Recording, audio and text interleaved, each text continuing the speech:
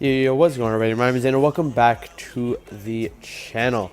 Today we have a Knockoff gameplay, but first, I'm going to be showing you guys the draft. I've heard in the comments that a lot of you guys really like this draft concept, where I just show you all why I pick the heroes that I do.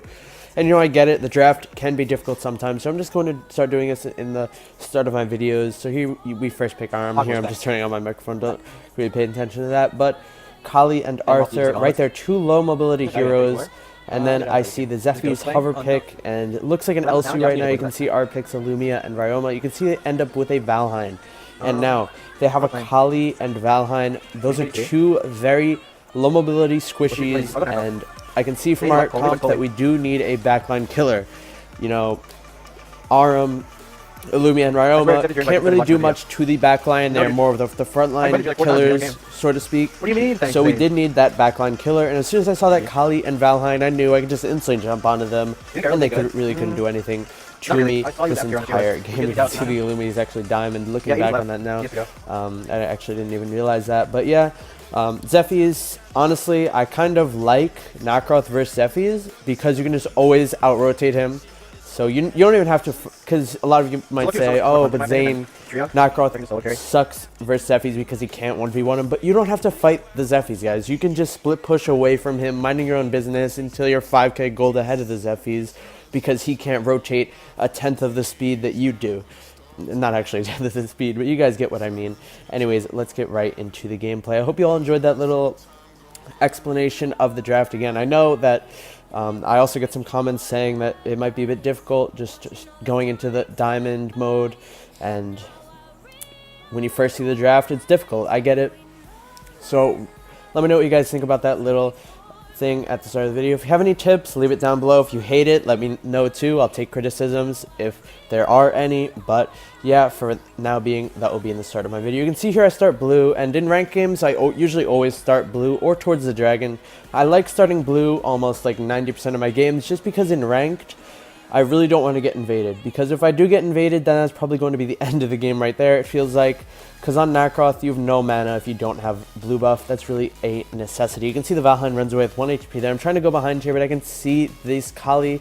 I'm jumping onto her. You can see I'm really saving my first kill because I didn't want to commit, but now I just saw that she used her flicker and she has to go back to mid to clear this wave, so that's the perfect opportunity to just jump right on her. You can see basic attack, use our ultimate, second part of our first kill, and we are out of there quick and easily done. You can also see that the Zephy started his blue buff because he was not ending up here, so he must be around top side right now, maybe doing sentinel, something like that. But now that we just got that kill, and you can see the numbers are very low, now that I know they're poked out, they can't contest this. And guys, look at the map right there. You have to be keeping an eye on this. Look at the mini-map. You can see the Zephy's took the sentinel. That's always something to be looking out for. You need to know where their jungler is at all times. And look at that, Zephy's again, very low HP. So as soon as I see that, I'm going to invade his blue buff because I know he started on this side. Also, I could see that under him there was no blue sigil. That's an easy way to tell if they have their buff or not, or whether it's up. If they have a blue mark on the ground like what you see right here. I feel like that's a very newbie explanation, but I've actually had comments telling me that they never realized that before. So yeah, very good by us to realize that. On Knockoff, you really just want to be staying like on the opposite side of everyone, just farming and doing your own business. This is even how pros play it in competitive scene. This is how I've seen other players do it, and I'm definitely taking notes because I do want my Knockoff to be on a very pro scene level. Like, I do want to pick him in pro tournaments, and I'm definitely becoming more and more comfortable with doing that. See a little bit of a fight going on down bot. We can't really do much about that. Zephy's at this point might be on his red buff, but again, we can't do much. I was almost going to run down bot there because I thought there might be a fight, and I really didn't want to lose kill participation. Honestly, that was like the only reason. I was like, oh, do I have to leave my red buff to get some kills? But the play there was definitely just to start my own red buff. I was just getting a bit greedy for the kill participation. See, again, they're very, very poked. And this is a pretty big misplay. Look at this, guys. I use my second skill, then I instantly use my first skill. What I should have done there is use my first skill, basic attack a few times, then use my ultimate. That would have been the key play right there. But you can see here that we make up for it. We are able to dive both of them, and we get out of tower range and we buy Soul Reaver, so we know that we can burst down that Kali as soon as we get our second skill up. Now that we know the blue buff is up, I can see it right here. As soon as I see Zephy's, I'm instantly just going to dash out with my second. I knew he must have been close by, so I really don't want to be contesting him over that. You can see I try to tease him here with my first skill. I've run in, but excuse me, guys.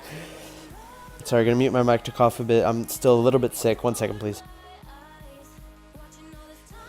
Alright, I apologize about that, but of course I don't want to be fighting these Zephy's. But again, like I was saying, you could just be fighting on the opposite side of the map of their jungler the entire game, because this Zephy's has no mobility. Nothing compared to Nacroth. So we're going to let him get his blue this time. We're not really going to contest it. Just go back to our own, slowly farm up our own jungle. You can see a little bit of a fight going on mid. Their support and mid actually dies, but our support in mid actually dies, so it was mirrored kills. You can see that there's a little bit of a fight going on, so I need to jump in here. Very nice play that we jumped in the middle of them and then casted our ult, knowing that both of them would receive damage from the ultimate. The ultimate damage is really weird, guys. It's like a huge circle around him. It's not actually just like that frontal cone that you see. It seriously is like a big circle. I'm not sure why the indication is wrong there, but you can see we just instantly jump onto the sentinel here. We know that the Zephy's blue buff is coming up, and you see that my red buff is up. But guys, when you are on Nacroth, or any jungler for that matter of fact, focusing on the enemy's jungle instead of your own is far greater, because if you think of it like that, then the enemy jungle has 2 times value compared to your own, because not only are you making the enemy jungler lose gold, but you are also gaining gold. So it is seriously double value. Here again, you can realize that I just, there's a little bit of fighting, but I'm like, no, thank you. I'm just going to go and steal your blue buff again. Thank you for that. Zephy's, what's he going to be doing when he doesn't have his blue buff? You can see Kali again leaves, but see that I basic attack there before I ult. That's a massive indication. It did like 1,000 or 1,500 damage. You have to be doing that. Here, I don't even want to talk about it. You can see from my MS at the top right, if you rewind and look at that moment, huge lag spike. But that's not really the point. The point being is when you are jumping onto them on Nacroth, you want to be basic attacking very often first. You don't want to be just using your ultimate like skill to skill to skill. You have to be weaving in those basic attacks. That is what gives Nacroth his burst. You have to be making that like a priority on him. There's going to be another example in the later part of this video, so don't worry if you didn't really catch it. You can see that this Arthur's quite low. I see sorry, I can't talk now. The Valheim all alone, but I actually die. That Arthur just abused me out of existence. I don't even know. His ultimate and execute was actually an insane amount of burst that I did not expect, but we did end up dying there. Something we should have done better. We definitely shouldn't have dove that. We were getting too greedy for kills. And honestly, when I'm carrying like this in a game, you really shouldn't be trying to kill yourself like that, because I just feel like when I'm carrying a game and I die once, the game instantly becomes 10 times harder. And that's not even a joke. I seriously feel like it becomes 10 times harder. And you guys probably who know what it's like to be carrying and then you die once, you'll know exactly what I mean. Because then, like, the last hope for your team has died, so to speak. So definitely that was a very greedy play. I should not have done it. You can see that I'm pretty sure that the blue buff's about to be spawning again. But again, there's not much we can do about it. Get the dragon. We're just going through our full jungle clear at this point. Since it's all up, we might as well.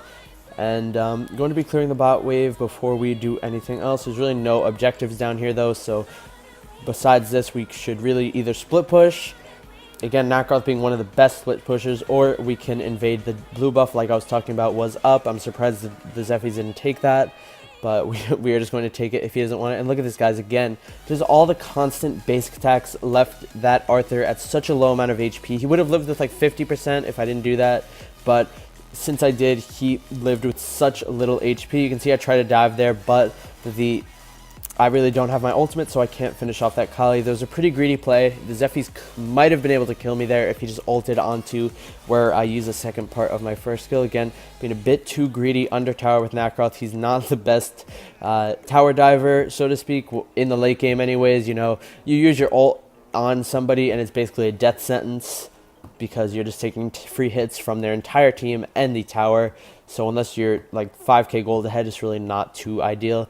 As you can see here, Zephy's running for his life from my team. We're just going to pick that up super nicely right there. Yeah, that took a while actually. some objectives here that we can do. Dark Slayer, of course, that's going to be pretty important when, of course, you're ahead in games like this. You just want to be ending as fast as possible. You don't want to be giving them all the time to be building revives. You can see we just quickly burst down that Kali. No words there. Like, I have nothing to say. Just we bursted her. Literally nothing to commentate about there. You can see that I'm very low HP, so now we're going to be making our 10 Reeves go to work, the 10 purple Arcanas that we're using. We're going to go and get this build. Look at that, 900 HP from one hit, boys. That is why you always need Reeves on Nacroth. There's seriously no replacement for Reeves on Nacroth. There's nothing, no other Arcana that can do what the Reeve does. Attack speed and the damage, the Gorilla and Assassinate, they're not good on Nacroth because his movement does not come from his movement speed. It comes from all of his dashes. And we clear the spot wave, and that's like a full item right there, guys. The amount of cannon minions in that wave was completely ridiculous. But yeah, we were able to pick up the dragon as well and pick up my red buff. Red buff super important on Nacroth. On many heroes, I would have just maybe skipped over that, but since we need to be chasing our kills, it's kind of like Quillen or Rourke, where you can't let your kills escape you, so we definitely needed to take that into account. And here now we are doing the Dark Slayer now that we are at our double buffs. And here's another important thing, guys. You can see that I was going to say Darkbreaker, oh my god. The Dark Slayer CC'd us, but we did use our ultimate. That is a very good tip when you are trying to secure objectives on Nacroth. You use your ult at the very last second and punish as well. Anyways, here you can see we're panning our map. We're just waiting very patiently, and we instantly jump onto them. We use our basic attack, guys, before we ult again. Well, I'm going to do a slower replay of this, but you guys have to watch it. Also, look at this. The Kali just eats dirt there. 2-shot. Here, I had to edit this and make it slow just so you guys could see. I'm sorry if this is like noob tips for anyone. But again, look at this. Basic attack. You have to be doing that. Nacroth will lose so much damage if you do not weave those basic attacks in. If I just went straight for the ult there, maybe I would have killed him anyways because I'm so far ahead.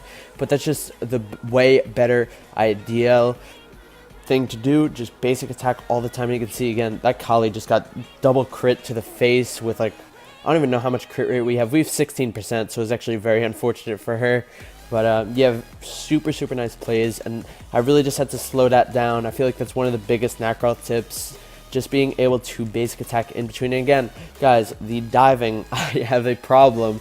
I need to go get help because I just want to be diving on this Nacroth, and we almost died again. The 3 times that we almost died this entire game were due to the tower dives, and I'm a very good Nacroth. Maybe not the best in the world or anything like that, but I'm a very good Nacroth, so it's definitely a good tip to take. Just don't try to tower dive as much as I did in this video when trying to get kills, especially on tankier heroes. You know, Valheim, he does build a bit tankier, but that doesn't really mean it. Definitely, though, the Zephyrs and the Arthur dives were uncalled for.